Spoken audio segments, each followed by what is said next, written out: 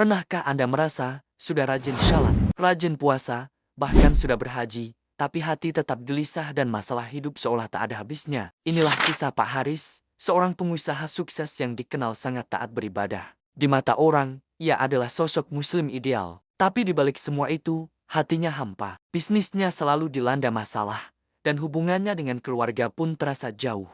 Pak Haris hanya mengambil sebagian ajaran Islam. Ibadah ritualnya luar biasa, tapi dalam bisnis, ia masih berkutat dengan riba, menunda hak karyawan, dan menganggap urusan dunia tak ada sangkut pautnya dengan agama. Istrinya, Bu Aisyah, tak henti mengingatkan, namun Pak Haris selalu berkelit, agama itu urusan hati, bisnis itu urusan pasar. Ia hanya memegang separuh syahadat, la ilaha illallah, tanpa benar-benar mengamalkan Muhammad Rasulullah dalam setiap aspek kehidupannya.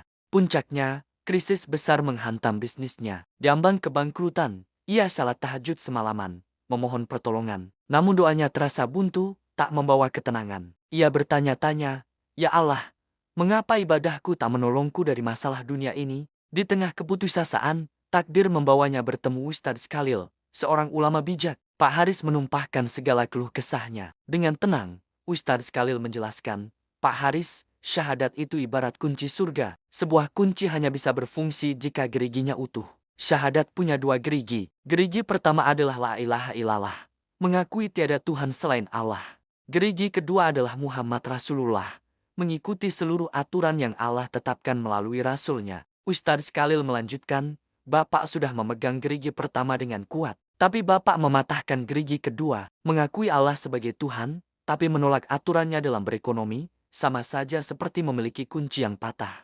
Kunci itu bisa masuk ke lubangnya, tapi tak akan pernah bisa memutar dan membuka pintu pertolongan Allah."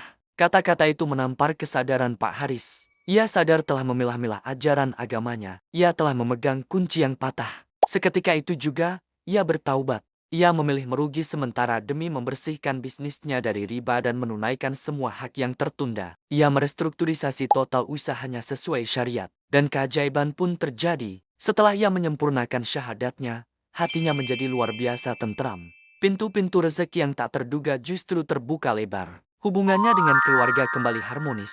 Kunci yang patah itu telah ia perbaiki, dan kini pintu keberkahan Allah terbuka untuknya. Kisah Pak Haris mengajarkan kita bahwa Islam harus diambil secara kafah, secara total. Jangan hanya mengambil yang kita suka dan meninggalkan yang kita anggap berat. Karena ketenangan sejati dan pertolongan Allah hanya akan datang saat kita mengamalkan kedua bagian syahadat secara utuh dalam seluruh hidup kita. Semoga kisah ini menjadi pengingat bagi kita semua. Terima kasih sudah menyimak. Jangan lupa subscribe,